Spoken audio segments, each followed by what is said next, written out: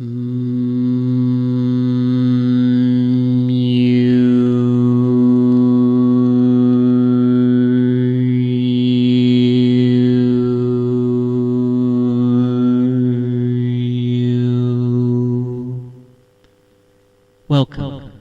to Healing Templemu channel.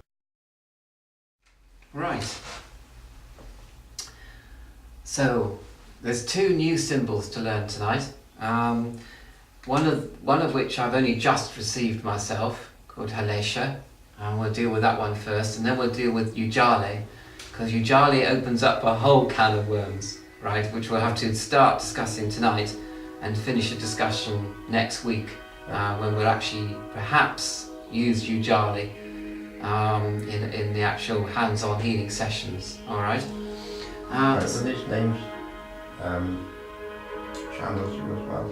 Halesha was definitely, yeah. As we'll see in a minute why that is so. Ujale also was channeled to me. See, sometimes I get names, sometimes I don't. Mm-hmm. I think what it was when I was channeling the symbols or sigils over one weekend, there were just so many that I wasn't sort of used to hearing them, and I just couldn't catch them. It doesn't really matter, so I just made up my own names for them, But Halesha.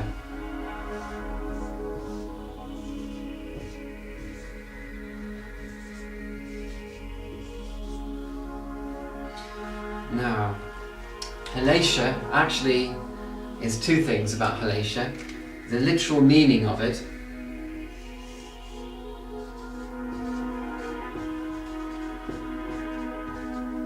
no limits, all right, and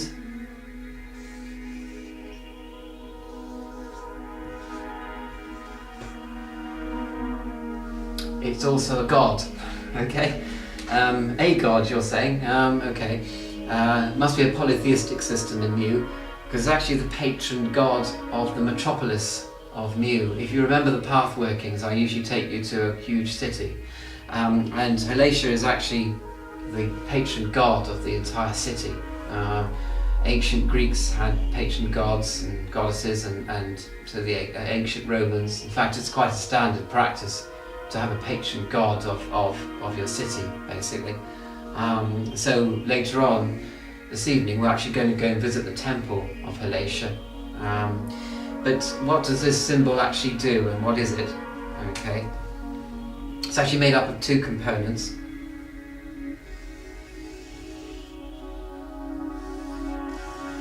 Very simple symbol, rather nice though. This is, of course, you'll recognise this as the King of Mu. Yeah, that's right. With this little extra piece here. Now I go into great explanation about all this in the manual that I have for Halesha, but really, basically, what it does is it opens up your consciousness to this concept of no limits. To explain this. And of course it's joined with the King of Mu, and the King of Mu is to do with self-confidence. So it's a sort of booster to self-confidence. It's it opens you up to the whole universe. If we look at the apex of this triangular figure, this bit here, this is where our consciousness is normally. We think of the world being full of unchangeable objects and situations. We think that we can't change anything. We think that we're powerless to mind, can't affect matter. But as our consciousness expands, we begin to see that mind, matter, energy, basically all converge. So our increasing sensitivity to energy and to matter makes it almost that we think that there are no limits to what we're capable of as human beings. So the idea is just to open yourself up and to remind yourself, perhaps on a daily basis, that there are no limits. So if I can throw this out for a minute, what do you understand by no limits as a sort of phrase? If you were given that as a phrase, as an affirmation, what would you think of that as an affirmation? Well, I think that as your imagination is unlimited, and your abilities around everything. That bit there represents a sort of opening up potential. You're kind of Yeah. you realise that you can go beyond your sphere, but also Ultimately, our potential is unlimited, but possibly not in our current rung of the ladder. That we will ascend to higher rungs of the ladder ultimately. In the same as within one lifetime. Yeah. If you believe in the cycle of death and rebirth, of course, Yeah. that you will achieve certain things in that lifetime, but there will be a limit on how much you can actually achieve. I'm sorry to bring in the word limit again, but something that may have to go on the back burner and be achieved in another lifetime may come up. Certainly, I don't think I'll make it as a vegetarian in this lifetime, but that's my problem. But, there are certain things possibly I'll achieve in this lifetime, but other things will have to come, will come in another lifetime. So sometimes people achieve a great deal in one single lifetime, more than you would normally expect, or so some people achieve nothing and are locked into a cycle of eternal recurrence. Yeah.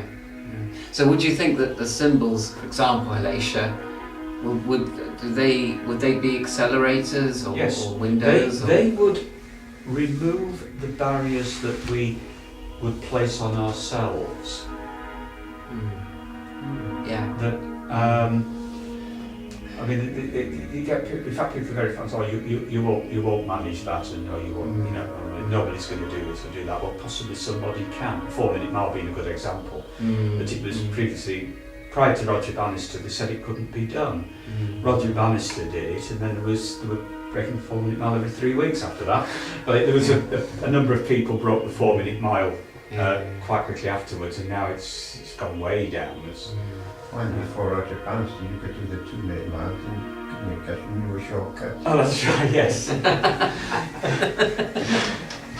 Actually, the symbol does remind me of no limits, because if you sort of extend the arms, they'll never meet, and in that sense they're unlimited.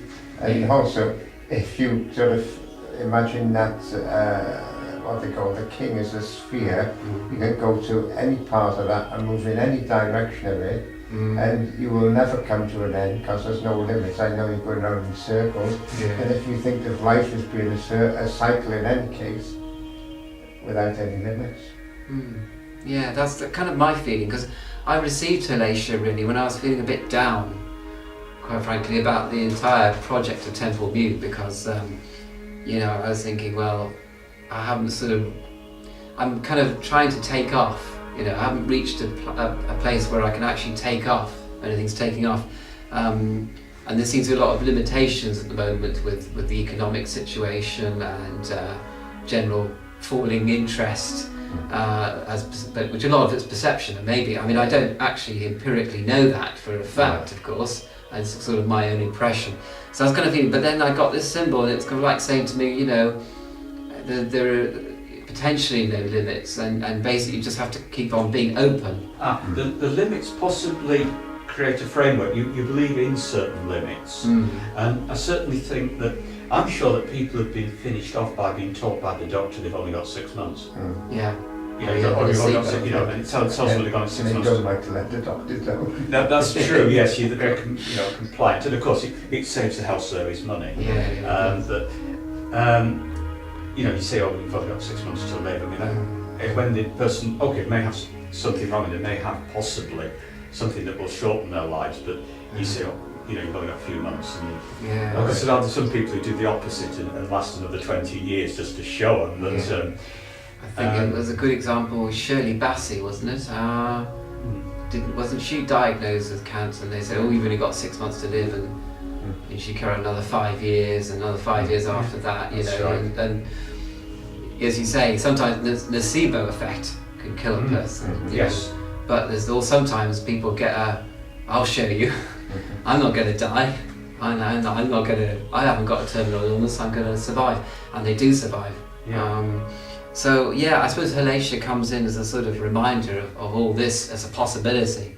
So we shouldn't give up, until basically you.